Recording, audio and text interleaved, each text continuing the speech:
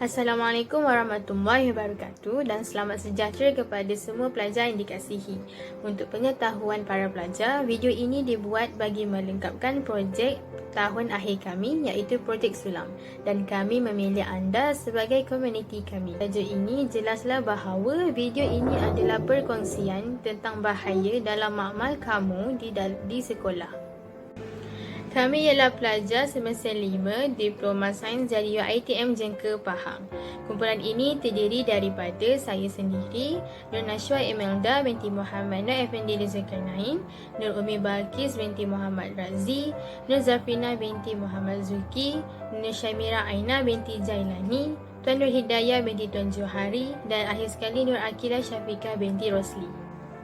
Secara rumusnya, dalam video ini kami akan membicarakan definisi keselamatan dan bahaya, perbezaan antara kemalangan, kejadian dan nyaris, kemudian peraturan dan garis panduan keselamatan dalam makmal dan akhir sekali kesan-kesan pada kesihatan diri.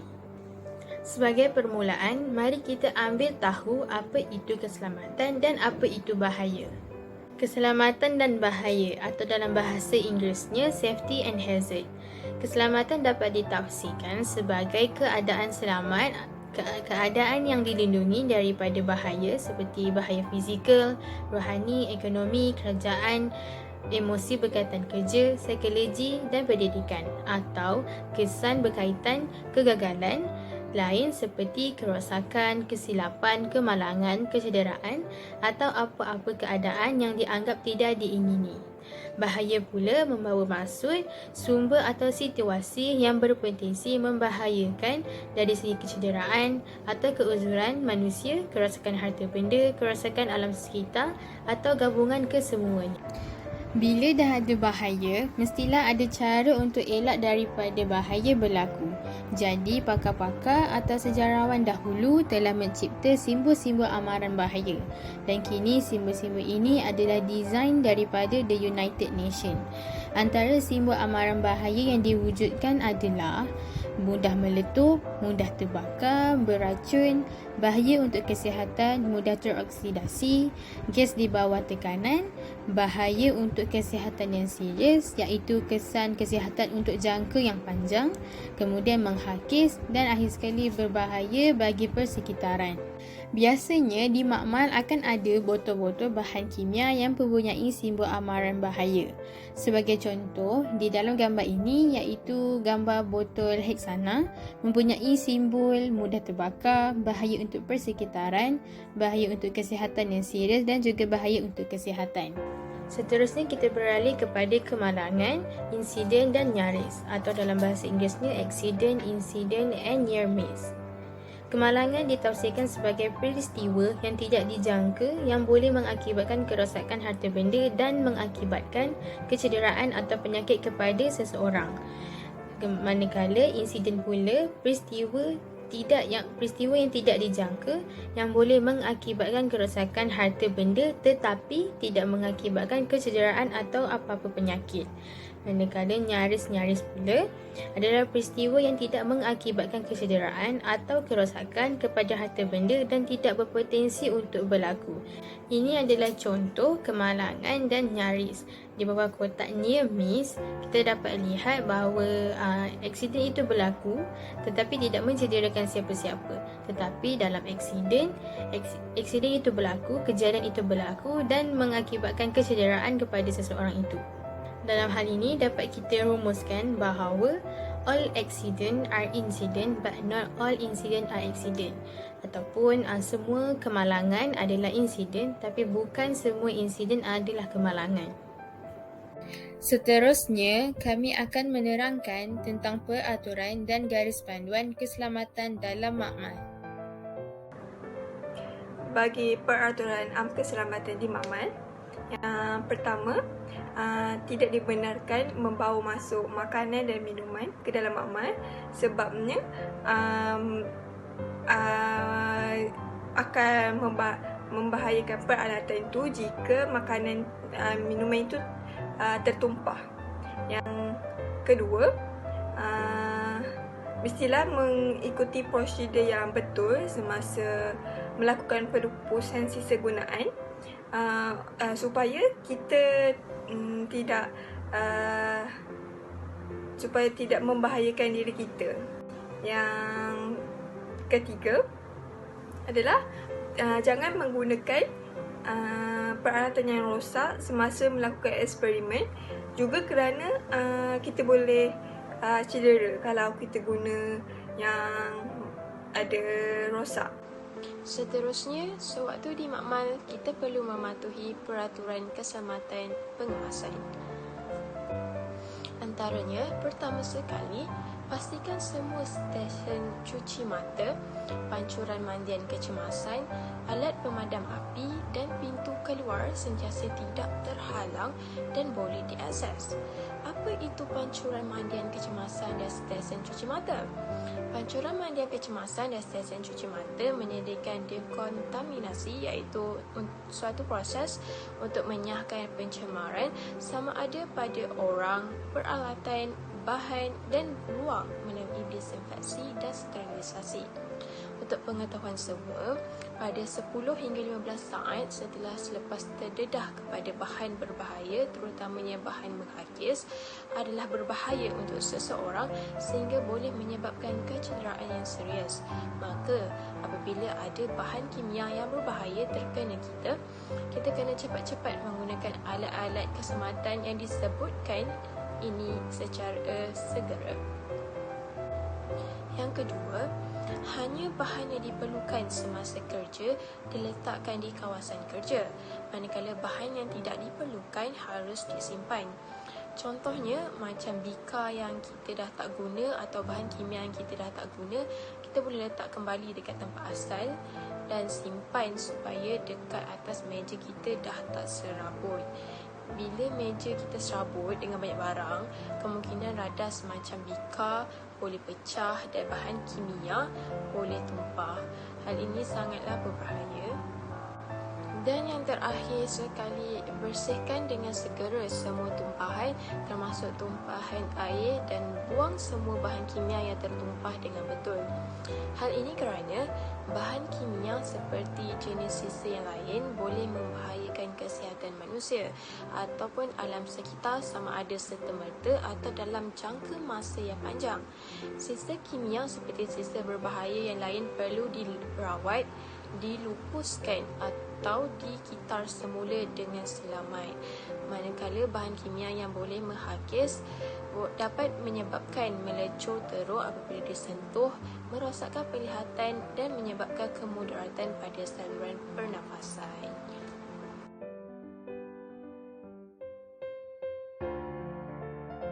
Etika berpakaian dekat makmal ni, salah satu dia adalah kasut yang bertutup, kot makmal, pelitup muka, face shield dan juga sarung tangan ataupun glove. Benda-benda ni adalah wajib untuk kita pakai dan dia ada fungsi-fungsi yang tertentu. Ni adalah lab coat makmal. Cara nak pakai lab coat ni, kita kena pastikan tudung ke, leher ke, tali leher ke, baju kita diselitkan ke dalam lab coat tu. Sebab kita tak naklah kita punya tudung semua tu kotor ataupun ada kerosakan. Dan semasa tu kita memang wajib pakai semasa dekat makmal sebab kita nak lindung kita punya sistem pernafasan ni. Biasalah dekat makmal kita akan jalankan bahan kimia berbahaya, kita takut kita terhidu bahan kimia tu yang akan efek dalam diri kita. Ada bahan kimia yang bila kita hidup, kesan dia tak akan terus dapat sekarang. Dia akan dapat waktu kita dah besar nanti, efek dia lambat. Sekali adalah sarung tangan. Sarung tangan ni dia ada banyak jenis, tapi yang biasa kita nampak dalam makmal ada sarung tangan getah, sarung tangan rintang haba dan sarung tangan jenis kain. Sarung tangan yang biasa kita gunakan dalam makmal adalah sarung tangan getah. Sarung tangan getah ni fungsi dia adalah untuk perlindungan kita daripada biohazard, bahan kimia, pelarut dan juga bahan-bahan berbahaya yang lain yang kita boleh dapat dekat dalam makmal tu. Untuk perlindungan yang daripada kita sendiri pula, mestilah kita tahu benda yang wajib kita buat adalah basuh tangan sebelum dan selepas kita buat eksperimen. Benda ni sangatlah wajib kita buat sebab kita yang kotor ni akan ganggu eksperimen kita nak buat tu. And lepas kita dah siap eksperimen tu, kalau kita tak basuh tangan, bayangkan bakteria, kita punya kemikal yang melekat kat tangan korang tu, lepas tu korang pegang muka, korang makan, benda tu sangatlah bahaya. So kita mestilah basuh tangan. Lain daripada kita amalkan etika pemakaian kita pakai baju yang betul, kita juga mestilah amalkan perlindungan ke diri kita dalam makmal. Yang first kali, perlindungan tu ada yang peralatan perlindungan yang dah sedia ada dalam makmal tu. Contohnya, first aid kit dengan alat pemadam api. First aid kit ni, dia memang dah lengkap dengan pertolongan cemas yang merupakan rawatan awal. Contohnya, kalaulah ada orang yang cedera dalam makmal tu, kita boleh guna first aid kit tu. Tapi lepas kita rawat orang tu, kita mesti terus bawa dia pergi klinik. Hai semua, seterusnya kita akan teruskan dengan chemical and electrical hazard ataupun kita panggil bahaya kimia dan elektrik. First, kita kena tahu apa itu chemical hazard.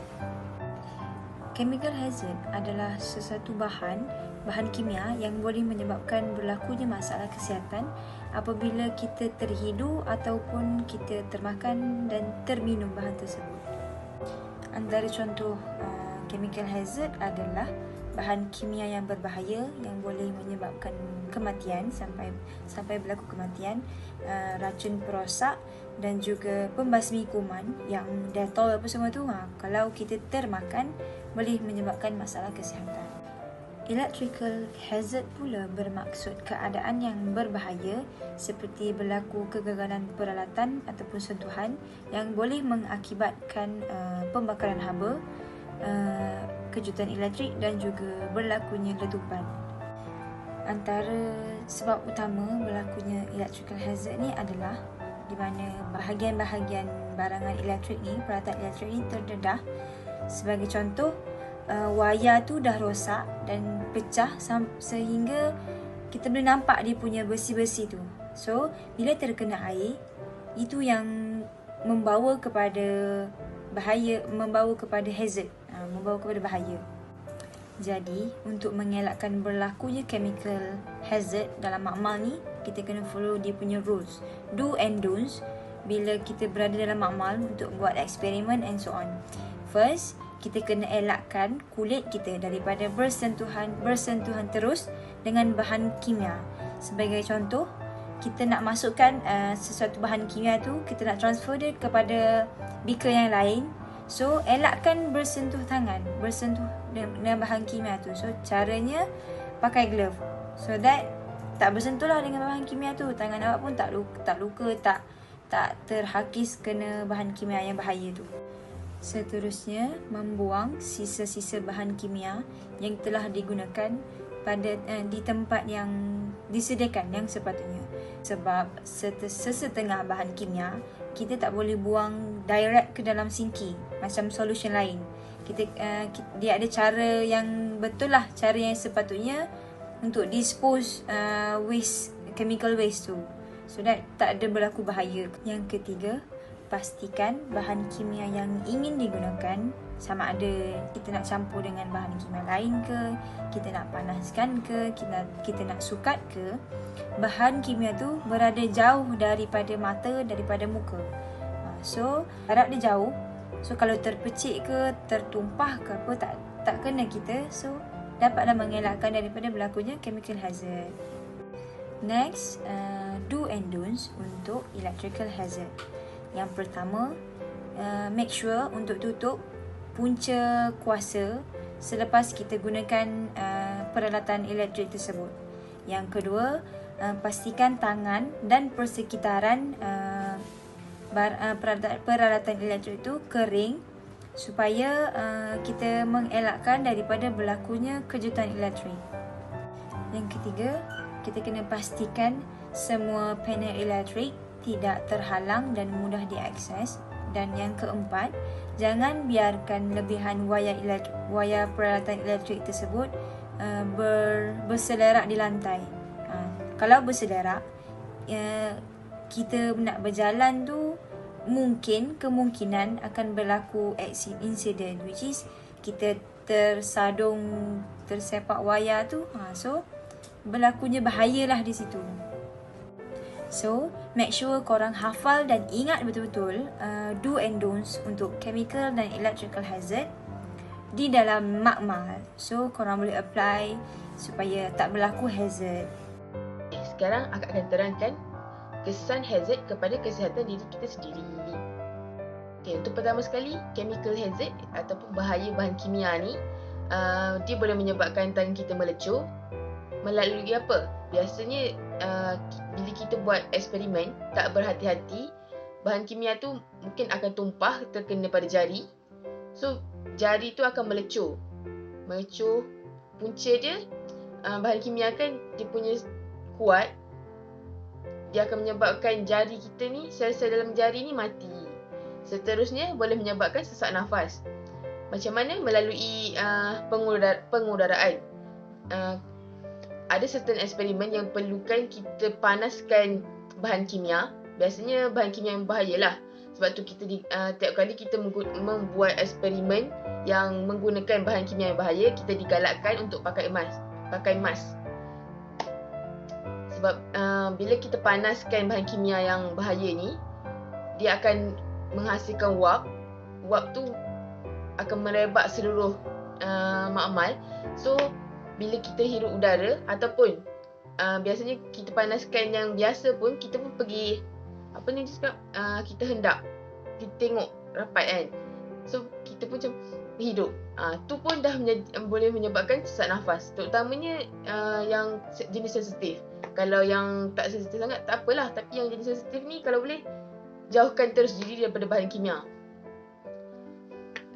Sama macam tadi juga, yang panaskan tu pun yang boleh wap udara tu pun boleh rosakkan kornea mata kita sendiri. Okey, sekarang akak akan terangkan untuk electrical hazard ataupun bahaya bahan kimia ni. Biasanya untuk buat eksperimen ni kita jarang gunakan alatan elektrik. Tapi seperti kita sedia maklum, setiap makmal ni dalam setiap meja tu semuanya ada plug untuk senangkan kita punya eksperimen untuk gunakan alat elektrik. Jadi kita kenalah hati-hati. Sebab apa? Sebab electric hazard ni boleh menyebabkan bahagian tubuh kita terbakar. Biasanya kalau dia boleh, kan elektrik ni boleh menyebabkan renjatan elektrik. Renjatan tu boleh buatkan macam tadi dia melecur sebab bahan kimia. Sekarang ni boleh melecur menyebabkan elektrik tu.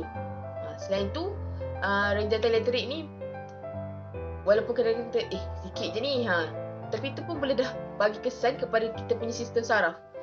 Sistem saraf ni dia boleh mengganggu kita punya otak dengan sistem organ dalam tubuh badan kita. Sebab itulah kita kena hati-hati. Selain tu juga, dia boleh menyebabkan kita terkena serangan jantung.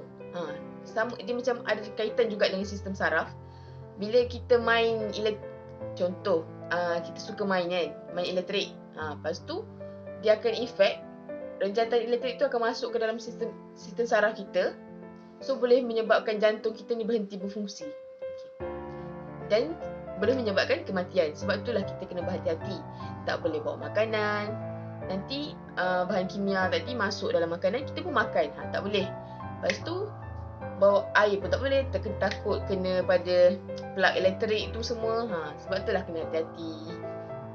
Sebelum berakhir, mari kita bermain satu game. Game ini adalah game mencari kesalahan dalam makmal pada kedua-dua gambar. Korang semua boleh pause video untuk bermain. Jawapan juga telah disediakan di slide seterusnya.